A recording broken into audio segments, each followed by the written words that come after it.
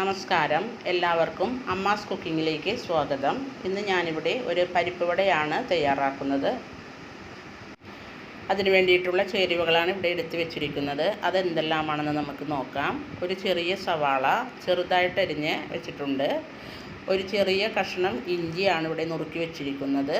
കൂടാതെ ഒരു 4 അല്ലി വെളുത്തുള്ളി കൂടി എടുത്ത് വെച്ചിട്ടുണ്ട്. വട്ടത്തിലരിഞ്ഞൊരു പച്ചമുളകും ചെറുതായിട്ട് നുറുക്കിയ കറിവേപ്പിലയുമുണ്ട്. ഇനി നമുക്ക് ഇതിൽ ചേർക്കേണ്ട പൊടികൾ എന്തെല്ലാമാണെന്ന് നോക്കാം.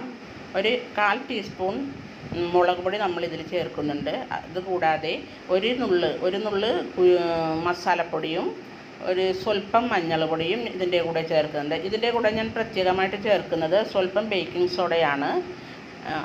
ആവശ്യത്തിന് ഉപ്പും ചേർക്കുന്നുണ്ട്.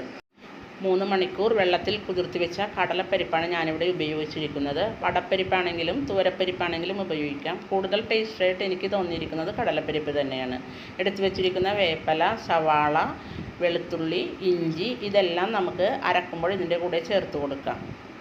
പച്ചമുളക് ഞാനിപ്പോൾ ഇതിലോട്ട് ഇട്ടിട്ടില്ല. അത് നമുക്ക് അരച്ച് കഴിഞ്ഞതിന് ശേഷം മാത്രം ചേർത്താൽ മതി. അല്ലെങ്കിൽ എരിവ് കൂടുന്നത് കൊണ്ടാണ് അങ്ങനെ ചെയ്യുന്നത്. ഈ രീതിയിലുള്ള ഒരു മാവാണ് നമ്മൾ തയ്യാറാക്കി എടുക്കുന്നത്. ഒരുവിധം നന്നായിട്ട് പൊടിച്ച പരിപ്പ് തന്നെയാണിത്. ഇതിൻ്റെ കൂടെ സവാള, ഇഞ്ചി, വെളുത്തുള്ളി എല്ലാം തന്നെ ഞാൻ ചതച്ച് ചേർത്തിട്ടുണ്ട്. ഇതിനോടൊപ്പം നമ്മൾ എടുത്തു വെച്ചിരിക്കുന്ന മുളക് പൊടി, മഞ്ഞൾ പൊടി, ഗരം മസാലപ്പൊടി, സ്വല്പം ബേക്കിംഗ് സോഡയും ആവശ്യത്തിന് ഉപ്പും കൂടി നമുക്ക് ഇതിനോടൊപ്പം ചേർത്തിട്ടതിന് ശേഷം എടുത്തു വെച്ചിരിക്കുന്ന പച്ചമുളകും നമുക്കിതിനോടൊപ്പം ചേർക്കാം. കൈകൊണ്ട് എല്ലാ പൊടികളും നന്നായിട്ട് യോജിപ്പിച്ച് ചേർക്കുക. നമ്മൾ വെളുത്തുള്ളി, ഇഞ്ചി എല്ലാം ഇതിൽ അരച്ച് ചേർത്തിരിക്കുന്നത് കൊണ്ട് നമുക്ക് ഗ്യാസ് ട്രബിളിൻ്റെ പ്രശ്നങ്ങളൊന്നും തന്നെ ഉണ്ടാകുകയില്ല. വളരെ ടേസ്റ്റി ആയിട്ടുള്ള ഒരു പരിപ്പ് വടയാണിത്.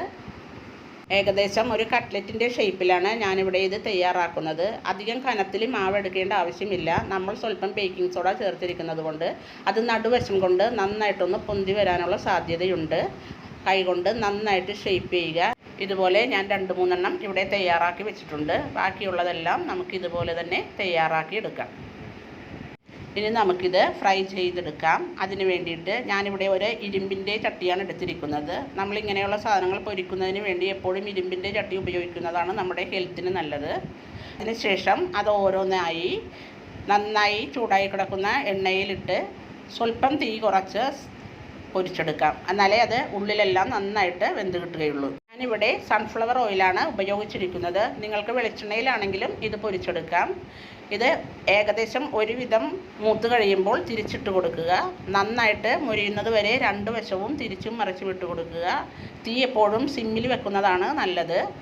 നല്ല ക്രിസ്പി ആയിട്ടുള്ള ഒരു പരിപ്പ് വടയാണിത്. ഈ ലോക്ക്ഡൗൺ സമയത്ത് എല്ലാവരും ഇതൊന്ന് ട്രൈ ചെയ്ത് നോക്കുക.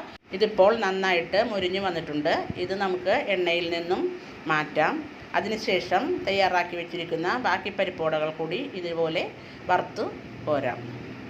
നിങ്ങൾക്ക് ഈ റെസിപ്പി ഇഷ്ടമായെങ്കിൽ ലൈക്ക് ചെയ്യുക, ഫ്രണ്ട്സുമായി ഷെയർ ചെയ്യുക, കമൻറ്റ് ചെയ്യുക. ആദ്യമായിട്ടാണ് ഈ ചാനൽ കാണുന്നതെങ്കിൽ സബ്സ്ക്രൈബ് ചെയ്യുക. കൂടെ ആ ബെല്ലൈക്കൺ കൂടി ഒന്ന് ക്ലിക്ക് ചെയ്യുക. നന്ദി.